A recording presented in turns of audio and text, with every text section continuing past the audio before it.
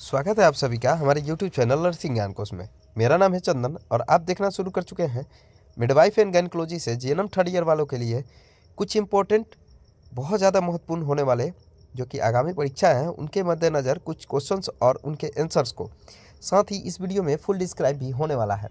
आशा करते हैं वीडियो पसंद आएगा। अगर वीडियो पसंद आता है तो हमारे चैनल को जरूर सब्सक्राइब कीजिए, साथ ही वीडियो को लाइक तथा अपने दोस्तों में भी जरूर शेयर कीजिए।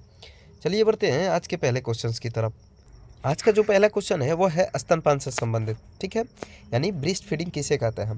तो ये एक प्राकृतिक प्रक्रिया होती है जिसमें माँ का दूध बच्चे के लिए एक आदर्श व परिपूर्ण स्थिति में होता है, चाहे माँ बीमार, गर्भवती या मेंस्ट्रुएटिंग अथवा कुपोषित ही क्यों ना हो। ठीक है, स्तनपान जो होती है ये एक प्राकृतिक प्रक्रिया है जिसमें माँ जो होती है वो अपना दूध बच्चे के पोषण के लिए यूज करती है। अर्थात ये बोलें कि माँ जो है वो दूध को बच्चों में पोषण के लिए देती है।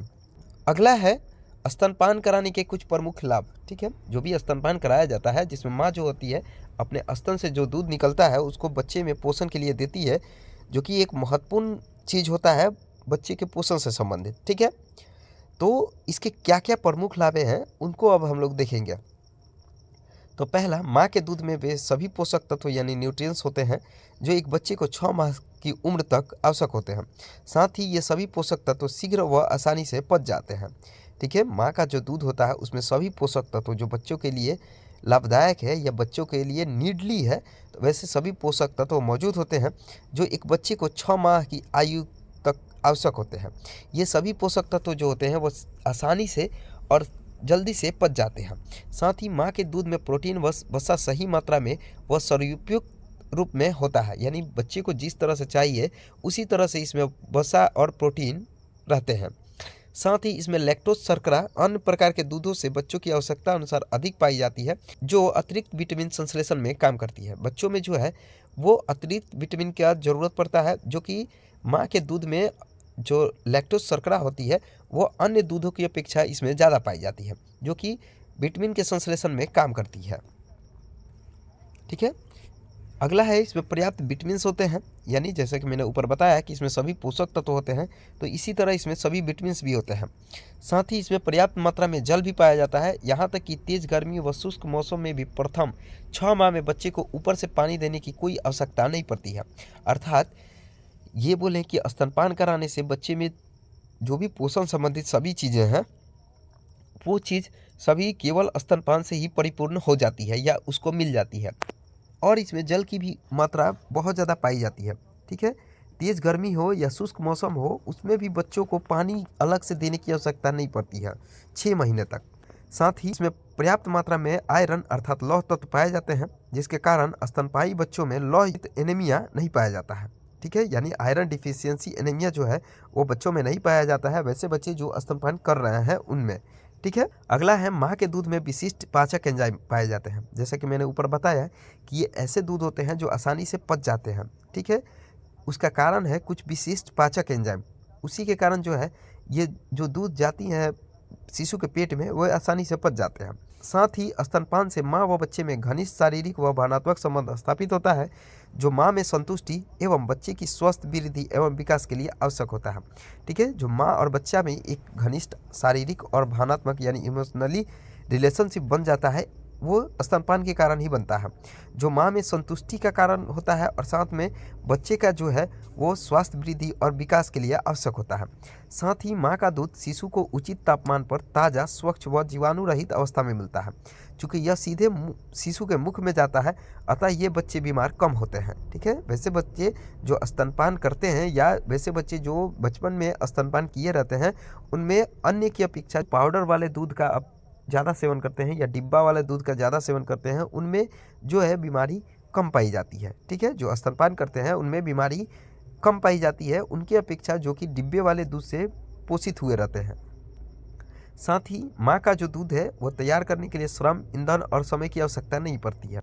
माँ का दूध जो है वो खुद ब खुद संश्लेषित हो जाता है, इसमें किसी भी प्रकार का श्रम, ईंधन या समय की आवश्यकता नहीं होती है। साथ ही माँ के दूध में संक्रमण रोधी, जिसे हम लोग एंटी इन्फेक्टिव फैक्टर बोलते हैं, वो पाए जाते हैं जो बच्चे की संक्रमणों से रक्षा करते हैं।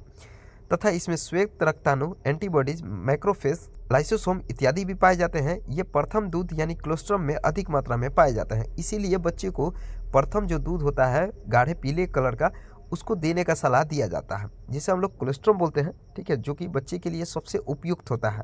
इसमें सबसे अधिक जो हमारे शरीर में एंटीबॉडीज वगैरह पाए जाते हैं, जो घातक बीमारियां होती है या किसी भी तरह की बीमारी से लड़ने में ये मददगार होते हैं, वो चीज़ कोलेस्ट्रम में पाया जाता है। साथ ही माँ के दूध में एक विशिष्ट पदार्थ जिसे हम लोग बाइफिडस फैक्टर बोलते हैं, वो पाया जाता है, जो बच्चों की आंतों में लैक्टोबैसिलस बाइफिडस बैक्टीरिया की वृद्धि है, ठीक है। माँ के दूध में बाइफिडस फैक्टर पाया जाता है, जो बच्चे की जो आंत होता है, ठीक है, जो इंटेस्टाइन होता है, उसमें लैक्टोबैसिलस बाइफिडस जो होता है नामक बैक्टीरिया, उसकी ग्रोथ को यह जीवाणु लैक्टिक एसिड उत्पादन कर आंतों में अन्य अतिसार जन्य जीवाणुओं जैसे इकोलाई की वृद्धि होने से रोकता है तथा शर्करा पाचन में भी मदद करता है। अर्थात ये बोलें कि जो बाइफिडस फैक्टर होता है वो अतिसार या अन्य जो गंभीर रोग हैं जो इंटेस्टाइनल से संबंधित है, उनको ये रोकने में मदद करता है या उसको रोक देता है। साथ ही इसमें लैक्टोफेरन पाए जाते हैं, जो आयरन को बांधकर हानिकारक जीवाणुओं की वृद्धि को रोकता है, ठीक है। यानी माँ के दूध में लैक्टोफेरन भी पाया जाता है, जो आयरन को बांधता है और हानिकारक जीवाणुओं की वृद्धि को रोकता है। साथ ही स्तनपायी बच्चे जो होते हैं वो उपयुक्त प्रतिरक्षक कारकों के कारण दस्त, श्वसन संक्रमण व ओटाइटिस मीडिया से बॉटल फीडिंग बच्चों की तुलना में कम शिकार होते हैं तथा संक्रमण का शिकार होने पर ये शीघ्र पुनः स्वस्थ हो जाते हैं। जैसे कि मैंने ऊपर बताया कि जो भी बॉटल फीडिंग करते हैं या डिब्बा वाला दूध वगैरह का सेवन करते हैं, उनका ज़्यादा बीमार पड़ने का आशंका रहता है, ठीक है, और जल्दी ठीक भी नहीं होते हैं वैसे बच्चे। लेकिन वे बच्चे जो माँ का दूध का सेवन करते हैं अर्थात ब्रेस्ट फीडिंग करते हैं, वे बच्चे बहुत ही कम बीमार पड़ते हैं, ठीक है, और अगर बीमार पड़ भी जाते हैं तो खुद ब खुद जल्दी ही स्वस्थ हो जाते हैं। साथ ही स्तनपान से प्रसवोपरांत होने वाले रक्तस्राव, जिसे हम लोग ब्लीडिंग बोलते हैं, जो कि सूतिकावस्था वगैरह में होता है, जल्दी रुकता है, जिससे माता में गर्भाशय प्रत्यावर्तन यानी यूटेराइन इन्वोल्यूशन शीघ्र होता है और माता को सामान्य सौंदर्य पुनः प्राप्त हो जाता है, ठीक है। स्तनपान कराने वाली महिलाओं में ब्लीडिंग वगैरह जो है, जो प्रसवोपरांत होता है यानी सूतिकावस्था में होता है, उस कंडीशन में ब्लीडिंग जो है वो रुक जाता है। साथ ही इनमें सौंदर्य जो है वो पुनः प्राप्त हो जाता है जो से पहले था। साथ ही स्तनपायी महिलाओं में स्तन व अंडाशय कैंसर की कम संभावना रहती है, ठीक है। जो भी स्तनपान करा रही महिलाएं होती हैं उनमें स्तन कैंसर या अंडाशय कैंसर होने की संभावना बहुत कम होती है। साथ ही यह प्राकृतिक गर्भ निरोधक उपाय भी होता है, ठीक है, यानी लैक्टेशनल एमनोरिया भी होती है जो कि गर्भधारण को रोकती है, ठीक है। यानी स्तनपान जो है एक प्राकृतिक गर्भ निरोधक उपाय है, यानी लैक्टेशनल एमनोरिया या LAM है, जो कि गर्भधारण को रोकती है, ठीक है। तो ये कुछ हो गए लाभ स्तनपान के। अब हम लोग बढ़ेंगे स्तनपान में होने वाली कठिनाइयाँ और बाधा की तरफ, ठीक है। तो पहला जो बाधा आता है उसमें प्रारंभिक स्तन समस्या आती है, जिसमें प्रसव के कुछ समय बाद स्तन जो है वो भरा हुआ महसूस होता है तथा स्तन जो है कठोर हो जाता है और दर्द करने लगता है। ऐसी स्थिति में स्तन से अतिरिक्त दूध को निकाल देना चाहिए। बाद में जब बच्चा आराम से चूसन करने लगता है तो यह समस्या खुद ब खुद समाप्त हो जाती है, ठीक है। पहली जो स्तनपान समस्या आती है उसमें प्रारंभिक स्तन समस्या आती है, जिसमें स्तन जो है वो भरा हुआ महसूस होता है और स्तन जो है वो कठोर तथा दर्द करने लगता है। यह कुछ समय के लिए होते हैं। जैसे ही बच्चा जो है वो पूर्ण रूप से चूसन करने लगता है यानी दूध को ग्रहण करने लगता है, तो ये समस्या खुद ब खुद समाप्त हो जाती है और तब तक जो है वो अतिरिक्त जो दूध रह जाता है स्तन में, उसको हाथ द्वारा या मालिश वगैरह करके और उसको निकाल देना चाहिए। दूसरा जो होता है वो सपाट चुचुक यानी फ्लैट निपल। तो इस प्रकार के जो निपल होते हैं उसमें स्तनपान ठीक प्रकार से करने के लिए चुचू को सीधा रखना चाहिए। साथ ही बच्चों को सावधानी से ब्रेस्ट पर लगाना चाहिए। यदि बच्चा दूध चूसने में असमर्थ हो तो निप्पल सील्ड का प्रयोग करके दूध निकाल लेना चाहिए, ठीक है। एक प्रकार का ये बाहरी यंत्र है जिसके मदद से दूध निकाला जाता है, निप्पल सील्ड, ठीक है। साथ ही स्तन को मुलायम रखने के लिए दूध को निकाल लेना चाहिए, ठीक है। जो भी बच्चा पी रहा है दूध या ग्रहण कर रहा है उसके अतिरिक्त अगर दूध बच जा रहा है तो उसको निकाल देना चाहिए।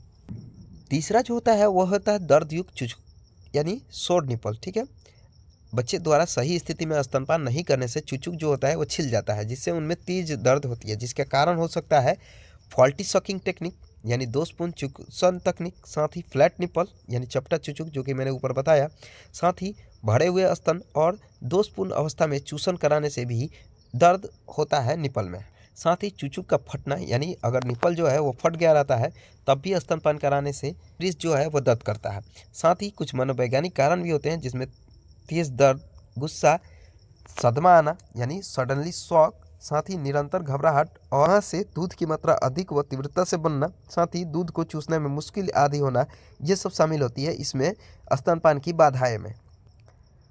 आगे बढ़ते हैं। अगला है स्तनपान में कठिनाइयों को रोकने के उपाय। जो भी स्तनपान में कठिनाई अब हम लोग देखें या बाधा देखें, उसके रोकने के क्या क्या उपाय हम लोग करते हैं उसके तरफ देखेंगे हम लोग। ठीक है, तो पहला प्रसव पूर्व देखभाल, दूसरा सही स्थिति में बच्चे को रखकर स्तनपान कराना, साथ ही थोड़ी थोड़ी देर के लिए बार बार बच्चे को स्तनपान कराना। स्तनपान से पूर्व माँ को गुस्से में नहीं होना चाहिए। मिनट के आराम के बाद ब्रेस्ट फीड देना शुरू करना चाहिए। साथ ही स्तनपान के दौरान माँ को किसी प्रकार से परेशान नहीं करना चाहिए। माँ को यह ध्यान देना चाहिए कि बच्चा जो है वो दूध चूस रहा है या नहीं। थी चूसन उद्दीपक, जिसे हम लोग सॉकिंग स्टिमुलस बोलते हैं, उसको बढ़ाने के लिए बच्चे को बार बार चूसने के लिए प्रोत्साहित करना चाहिए। ठीक है, तो ये कुछ हो गई कठिनाई को रोकने के उपाय, जिसमें एंटीनेटल केयर, प्रॉपर पोजीशन में स्तनपान कराना चाहिए, साथ ही थोड़ी थोड़ी देर में बच्चे को बार बार स्तनपान कराना चाहिए। साथ ही स्तनपान से पूर्व माँ को गुस्से में नहीं होना चाहिए। अगर गुस्से में है तो कुछ मिनट के आराम के बाद ब्रेस्ट फीडिंग देना चाहिए। साथ ही स्तनपान के दौरान माँ को किसी भी प्रकार से परेशान नहीं रहना चाहिए। माँ को यह ध्यान देना चाहिए कि बच्चा जो है वो दूध चूस रहा है या नहीं। साथ ही सकिंग स्टिमुलस को बढ़ाने के लिए बच्चे को बार बार चूसन करने के लिए प्रोत्साहित करना चाहिए।